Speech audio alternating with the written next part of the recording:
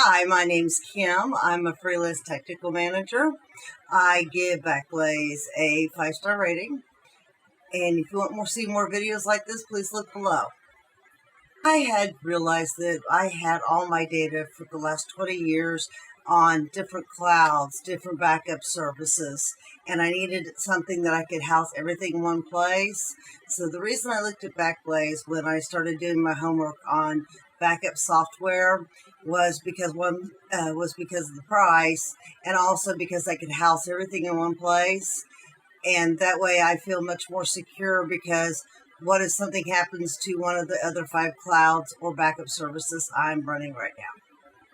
I chose Backblaze, well, mostly because of the price for a starter plan, because I wanted to use it for a month. But as I've looked at it more compared to its competitors, the price seems to be a lot better. Right now I'm planning on upgrading to the B2 service they have. It works for me because when I put the software in, it went really quick, and I don't have to worry about it. It seems to work without having pop-ups and other things that it wants me to set. I was surprised how easy the integration was. I downloaded the software, I picked a few settings, and that was it. It has downloaded everything without once being something I have to deal with. I've been going in and checking the folders, making sure everything's there, just because I wanted to make sure it worked right. Like I said, right now I was testing it on the personal version, but there really isn't any technical aspect that anyone would need to download the software and install it and run it. But my advice, well, of course, is always do your homework, check the prices, think about company reputation.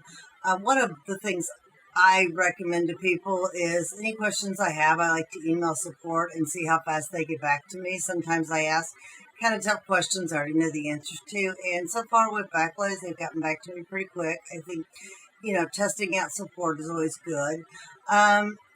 Really, the only advice I have is which plan is best for you. If it's just your computer you want to back up, the personal's fine. But if you want to get everything condensed into one place, you might want to look at the B2 or the business plan.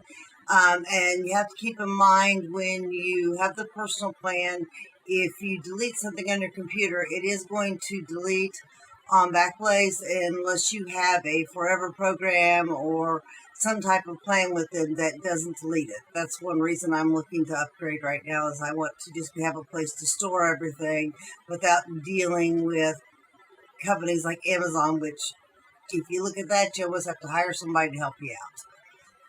So that is my advice.